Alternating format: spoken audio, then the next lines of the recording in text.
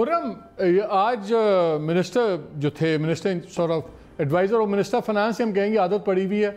आज उन्होंने बात करते हुए कहा कि जी इन्फ्लेशन पे, महंगाई पे बात की, जो आम आदमी का मसला भी है। तो उन्होंने दो चीज़ें आइडेंटिफाई की। उन्होंने आइडेंटिफाई किया कि जी एक तो एक्सचेंज रेट, दूसरा ये तेल की कीमत और फ्यूल ऑयल, उसकी वजह से सारा बढ़ता है। लेकिन फिर बड़ी कामली उन्होंने जिक्र कोई नहीं किया कि इन दोनों चीज़ों को किस तरह ये रखेंगे। जिस तरह हमाद कह रहे हैं, डू यू एग्री कि बिल्कुल एक्सचेंज रेट जौन सा है ये स्टेट बैंक के ऊपर हो जाए और बाकी everybody should be left at the mercy of the market forces हमारे जैसे मुल्क में?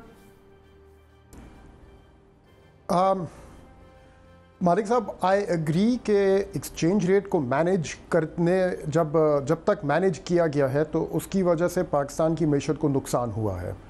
अब मेरी तो such as a journalist I don't think ये जगह बनती है to advise the government on what type of an exchange rate regime to have. लेकिन माजी में हम लोगों ने आई थिंक हमारे इकोनॉमिक डिस्कोर्स में एक्सचेंज रेट और स्ट्रॉन्ग एक्सचेंज रेट को एक ईगो का मसला बना के रखा हुआ है, और ये समझ के कि अगर आपका स्ट्रॉन्ग एक्सचेंज रेट है तो आपकी मईशत भी स्ट्रॉन्ग है। हालांकि काफ़ी और कंट्रीज़ का जो एक्सपीरियंस है वो इसको कॉन्ट्रडिक्ट करता है, इस किस्म की कॉमन सेंस को।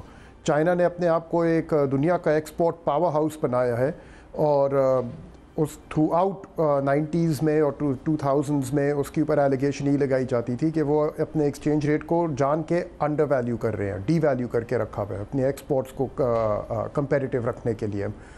तो आई थिंक कि काफ़ी ज़रूरत है हमारे इकोनॉमिक थिंकिंग में चेंज आने की, कि एक्सचेंज रेट को ईगो का मामला नहीं बनाना। लेकिन उनके पास एक्सपोर्ट कैपेसिटी थी ना खुर्रम, चाइना के पास तो एक्सपोर्ट कैपेसिटी थी, आपके पास तो एक्सपोर्ट कैपेसिटी भी नहीं है। उन्होंने बनाई है एक्सपोर्ट कैपेसिटी इन्हीं दिनों में, 90s में और 2000s में, और वो कैपेसिटी बनाने में उनकी एक्सचेंज रेट रेजीम ने काफ़ी एक इम्पॉर्टेंट रोल प्ले किया। मैं ये नहीं कह रहा कि अगर हम भी अंडर वैल्यू कर लें अपने एक्सचेंज रेट को तो हम भी एक्सपोर्ट पावर हाउस बन जाएंगे, but the opposite can be said कि जब तक हम लोग एक ओवर वैल्यूड एक्सचेंज रेट के साथ कमिटेड रहें तो अपनी एक्सपोर्ट बेस्ड इकॉनमी की तरफ मूव करना हमारे लिए बहुत मुश्किल होगा, उसकी कंपेटिटिवनेस लाना बहुत मुश्किल होगा। तो आई थिंक कि काफ़ी हद तक जो गवर्नमेंट कर रही है in terms of moving towards a market based exchange rate, ये इसकी बहुत ज़रूरत है और ये बहुत सालों से इसकी ज़रूरत थी पाकिस्तान में। अलबत्ता इसमें भी डेंजर्स है यहाँ पे, क्योंकि पाकिस्तान की मार्केट बहुत शैलो है, इधर स्पेकुलेटर्स का बहुत बड़ा रोल होता है।